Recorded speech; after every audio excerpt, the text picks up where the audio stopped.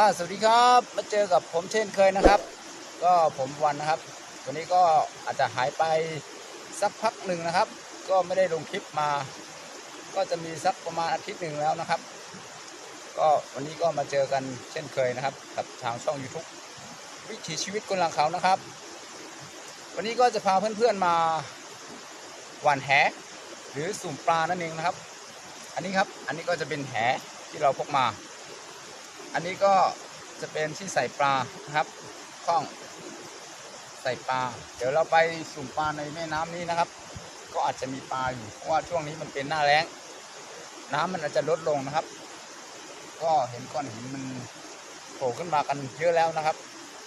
แล้วก็จะเป็นหน้าแล้งแดดร้อนปลามันจะซ่อนตัวอยู่ใต้โขดหินนะครับเดี๋ยวเราไปเอาแหไปสุ่มแล้วไปจับปลากันมาเลยครับเดี๋ยวเราไปลองดูว่า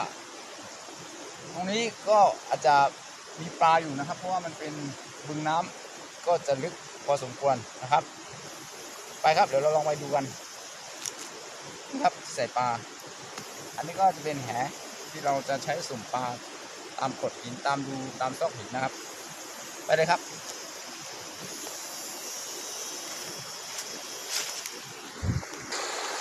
อันนี้ก็จะเป็นแม่น้ำเปงนะครับก็จะมีหินเยอะแยะเลยแล้วก็ตรงนี้จะเป็นบึงน้ำก็จะลึกพอสมควรก็อาจจะประมาณถึงคอนะครับถ้าลงไปนี่ครับแม่น้ำจะสายไหลลงมาตรงนี้เดี๋ยวเราจะลองไปสุ่มปลาลงใต้โขดหินตรงนั้นนะครับเดี๋ยวลองดูว่าจะมีปลาหรือไม่มีปลานะครับเดี๋ยวมาดูกันก่อนที่เราจะลงไปสุ่มปลานะครับเราต้องไล่ปลาให้มันไปซ่อนใต้โขดหินก่อน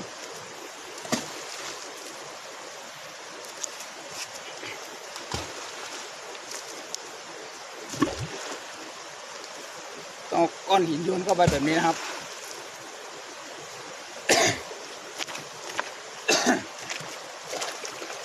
โอเคครับเดี๋ยวมาเจอกันเลย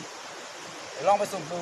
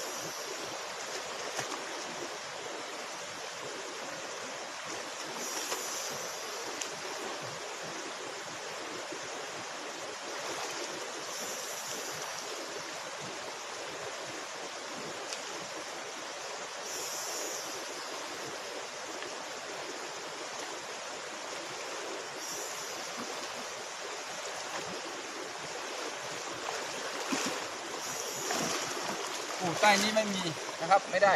เดี๋ยวไปดูก้อนหนึ่ง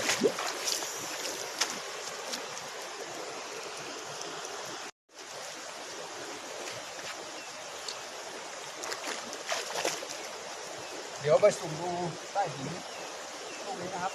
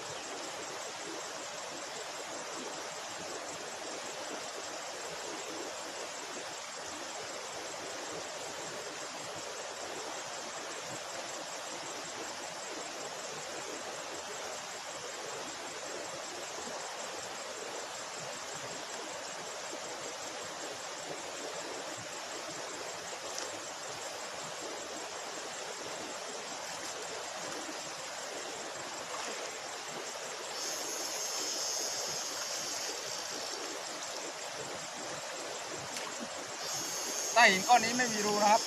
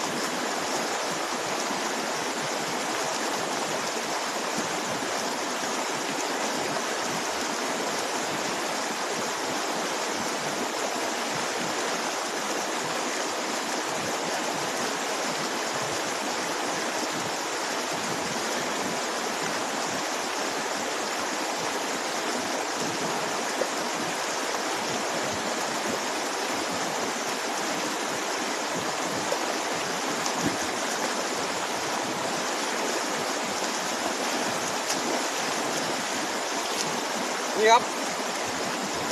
ตรงนี้ได้ปลาพวง2 ตัวอันนี้ก็เป็นปลามุ้งกันเหรอสุ่มมาจมูกมาหินค่ะเลย2 ตัว3 ตัวเลย4 ตัวค่ะนะ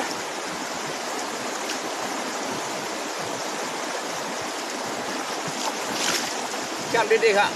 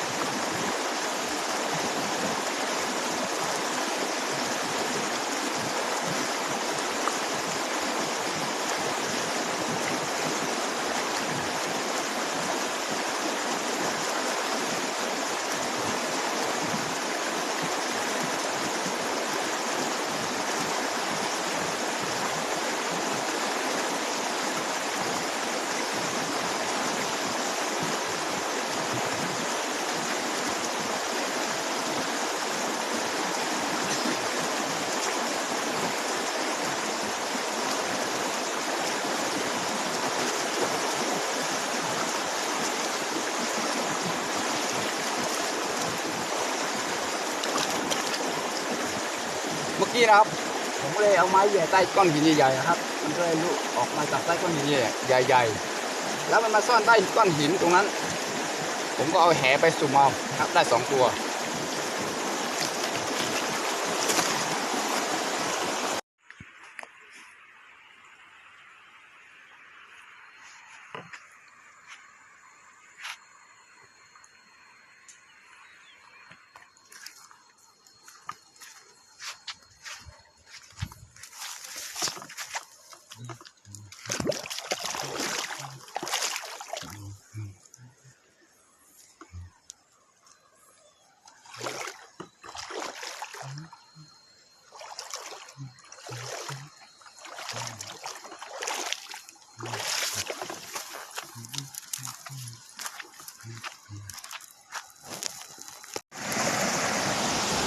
ตอนนี้ผมก็ขึ้นมาเกือบจะถึงหมู่บ้านแล้วนะครับตามก้อนหินนะครับอาจจะเยอะแต่มันไม่ค่อยมีรูใต้ก้อนหินนะครับก็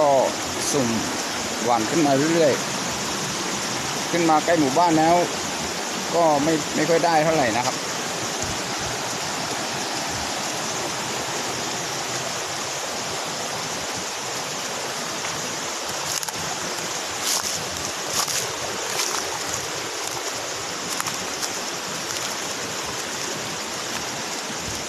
ก็พยายามลองสุ่มขึ้นไปเรื่อยๆนะครับอาจจะมีโอกาสได้อีก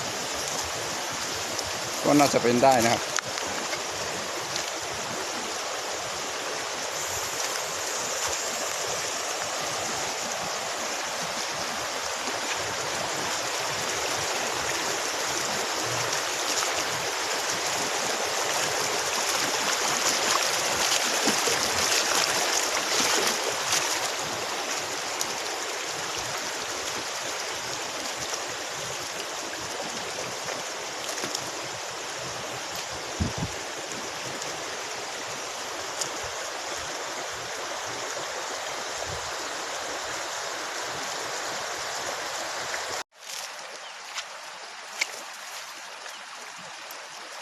เดี๋ยวผมจะไปลองสุ่มดูใต้หินก้อนนู้นนะครับยาวๆ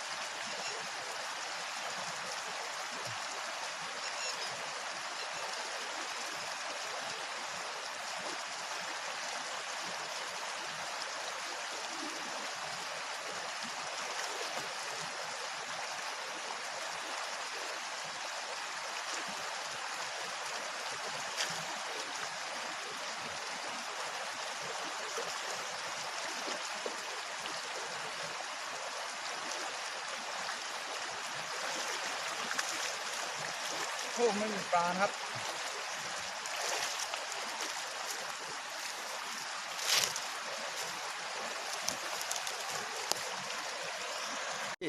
จุดที่หนึ่งก็คือตรงนี้ได้3ตัวแล้วก็ไล่ขึ้นมาใต้โขดหินนี้ก็ไม่มีสักตัวนะครับแล้วเราขึ้นไปตรงนั้นได้2ตัวค่อนข้างจะตัวใหญ่นะครับเดี๋ยวเราจะขึ้นไปตามฝั่งแม่น้ำเรื่อยๆนะครับถ้าดูตรงไหนว่ามันมีรูเป็นใต้โขดหินแบบนี้ก็จะเอาแหสุ่มเอามาครับเราขึ้นไปดูด้วยกันเอาไม่ได้ก็มาสุ่มปลานะสุ่มปลามุ้งจอมจีหมักหินหมักควันนะนี่ครับอันนี้ก็เป็นสายมีน้ำเปี้ยงค่ะเนาะช่วงย่ำแบบไม่เข้าถึงไม้ในใจห่างฮะเสียว่าหากินปลานี่ก็ดีเย็นดีนะตั้งมันก็ได้พวกคักๆอีกนิดนึงนี่ครับอันนี้ก็เป็นมีน้ำเปี้ยงค่ะ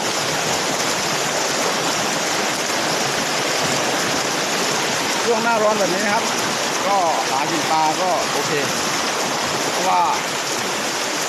มันร้อนแล้วก็อยู่ในน้ำนะครับ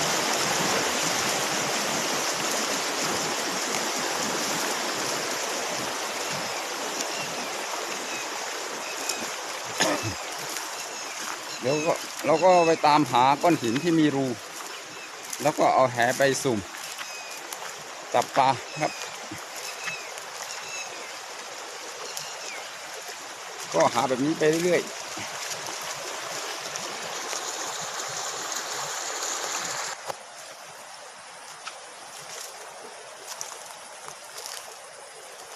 ปลาพวงปลาจาดนี่นะครับมันชอบอยู่ใต้ก้อนหินช่วงหน้าแล้งแบบนี้เพราะว่าน้ำมันร้อนนะครับถ้าเขาไปซ่อนตัวอยู่ใต้ก้อนหินที่มีรูนะครับมันก็จะเย็นๆเขาก็เลยไปซ่อนตัวอยู่ใต้ก้อนหินวิธีหากินปลาเนี่ยนะครับถ้าเป็นฤดูฝนเนี่ยเราต้องเบ็ดถ้าเป็นฤดูแล้งเราต้องไปหาสุ่มเอาอันนี้ครับผมว่าใต้ก้อนนี้น่าจะมีรูแน่นอนเดี๋ยวผมจะลองไปสุ่มดู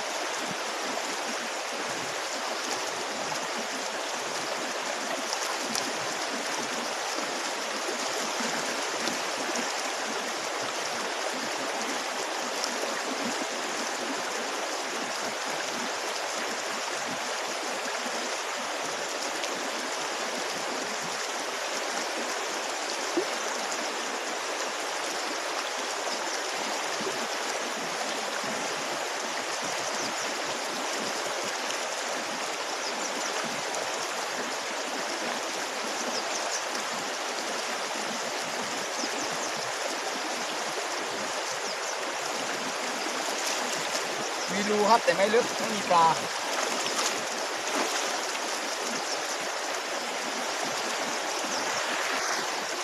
ไปต่อนะครับไปต่อที่หนึ่งไม่มีเราก็ไปที่หนึ่งนะครับตรงนี้น่าจะมีตรงก้อนหินร่วมกันตรงนั้นนะครับเดี๋ยวเราไปลองดูเพราะว่าใต้โขดหินมันมีรูอยู่นะครับผมเคยมาจับแล้วครั้งหนึ่ง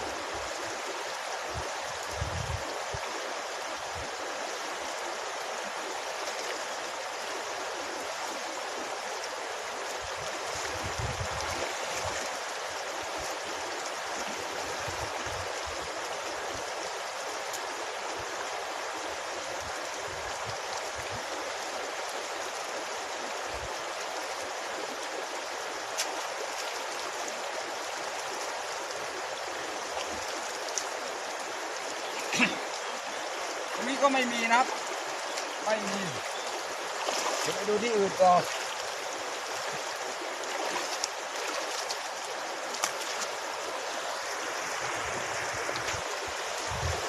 ใต้โขดหินนี่ไม่ได้นะครับเดี๋ยวไปดูนู่นครับข้ามแม่น้ำไปก่อน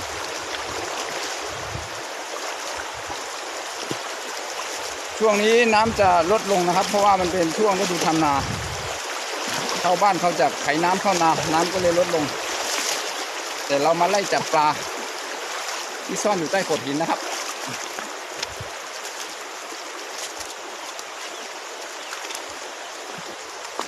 ตรงนู้นมีเป็ดด้วยนะครับ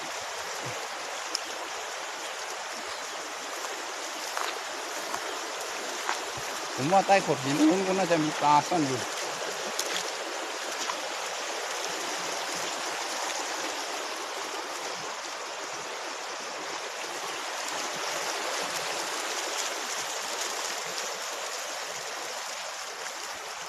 นี่ครับตรงนี้ก็มีปลาด้วยเป็ดน่าจะจับเอาออกมากิน